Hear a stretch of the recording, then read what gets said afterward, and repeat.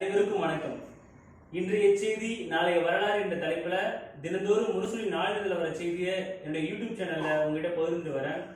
அதன் தொடர்ச்சியாக இன்னைக்கு 23 ஆகஸ்ட் 2020 ஞாயிற்றுக்கிழமை முரசொலியில் என்ன செய்தி வந்திருக்குன்னு இப்ப பார்ப்போம்.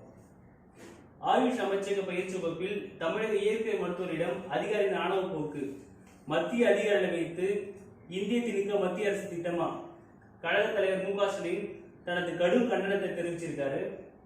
தலைவர் மு க ஸ்டாலின் கண்டித்தும் கேட்காத அரசால் தொடரும் முறைகேடுகள், தொழிலாளர்களுக்கு இ பாஸ் வழங்க பெரும் தொகை லஞ்சம், அதிகாரிகளின் வசூல் வேட்டை, தனியார் வாகன உரிமையாளர்கள் வேதனை என்பது இந்த ரெண்டு செய்தியும் முரசொலியில் இன்னைக்கு முதல் பக்கத்தில் வந்திருக்கு.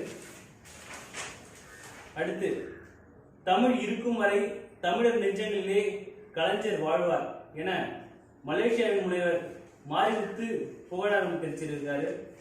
ஆயுஷ் அமைச்சக கூட்டத்தில் இந்தியை வலியுறுத்தியது இந்திய அரசியலமைப்பு சட்டத்திற்கு எதிரானது, முரணானது என தமிழ்நாடு காங்கிரஸ் தலைவர் கே எஸ் அழகிரி அவர்கள் குற்றம் சாட்டியிருக்காங்க. திமுக தொண்டரணி மாவட்ட அமைப்பாளர், துணை அமைப்பாளர் தூத்துக்குடி தெற்கு மாவட்டத்தில் நியமிச்சிருக்காங்க. அந்த அறிவிப்பு வந்திருக்கு.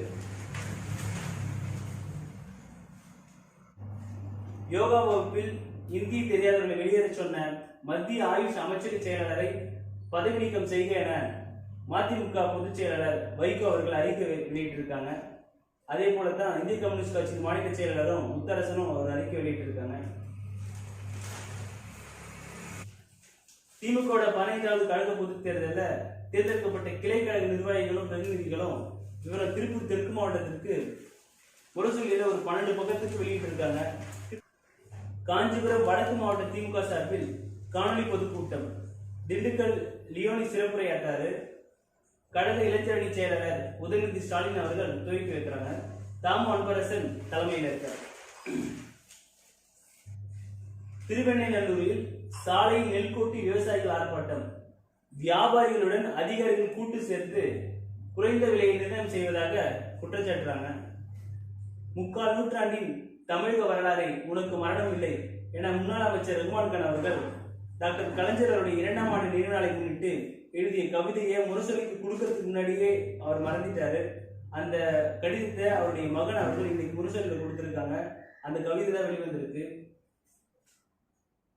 வேலூரில் முதலமைச்சர் பழனிசாமி நடத்தியது கொரோனா ஆய்வு கூட்டமா அல்லது அதிமுக கூட்டமா என கழக பொருளாளர் துரைமுருகன் கேள்வி எழுப்பியிருக்காரு.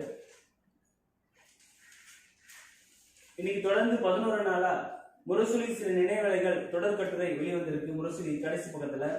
அதே போல யோகா பயிற்சி முகாமில் இந்தி தெரியாத தமிழக மருத்துவர்கள் அவமதிப்பு, அனைத்து அதிகாரிகள் மீதும் கடும் நடவடிக்கை தேவை என மத்திய ஆயுஷ் அமைச்சருக்கு கனிமொழி கருணாநிதி எம்பி அவர்கள் கடிதம் மூலம் வலியுறுத்தியிருக்காங்க. மாநில அரசுக்கு கடிதம், இனி இ பாஸ் தேவை என மத்திய அரசு அறிவிச்சிருக்கு. இதுதான் இன்னைக்கு முரசொலியோட செய்தி.